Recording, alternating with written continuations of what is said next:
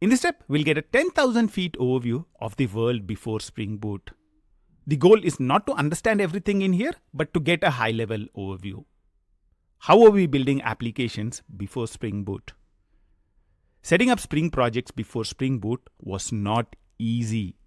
We needed to configure a lot of things before we would have a production-ready application.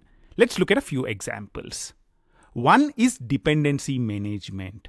Let's say I would want to build a REST API. In that kind of a scenario, I would need Spring Framework, I would need Spring MVC Framework, I would need a JSON binding framework, I would need logging. So I would need to create a pom.xml with all the dependencies and the versions in there. So we need to manage frameworks and their versions in our pom.xmls. If you want to write unit tests, you need to import Spring Test Framework, you need to import Mockito, you need to import JUnit and manage all those versions. So that's number one, dependency management.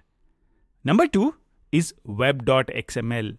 You needed to configure a lot of things for your web application. For example, if you wanted to make use of Spring MVC, you needed to configure a dispatcher servlet. In addition, there is a lot of Spring configuration as well. You need to define component scan. If you are building a web application, you need to define a view resolver. If you are building a database related application, you need to define a data source. So there is a lot of configuration that you need to put in place before you'd be able to use your application.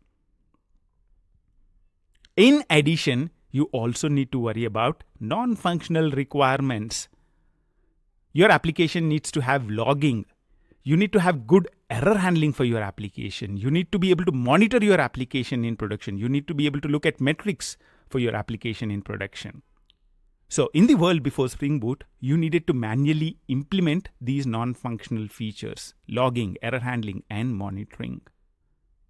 So in the world before Spring Boot, setting up projects was not easy. You needed to manage dependencies, you needed to provide a lot of configuration in your web.xml, in your Spring context, and you needed to write a lot of code to implement your non-functional requirements.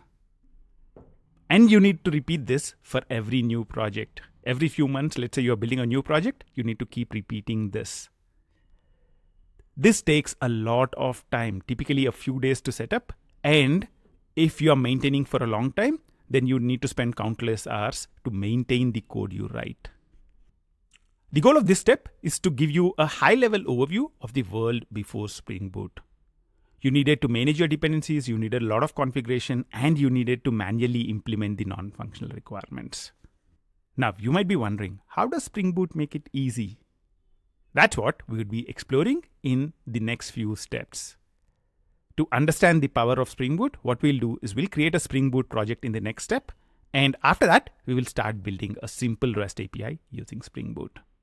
Are you ready to understand the power of Spring Boot? I'll see you in the next step.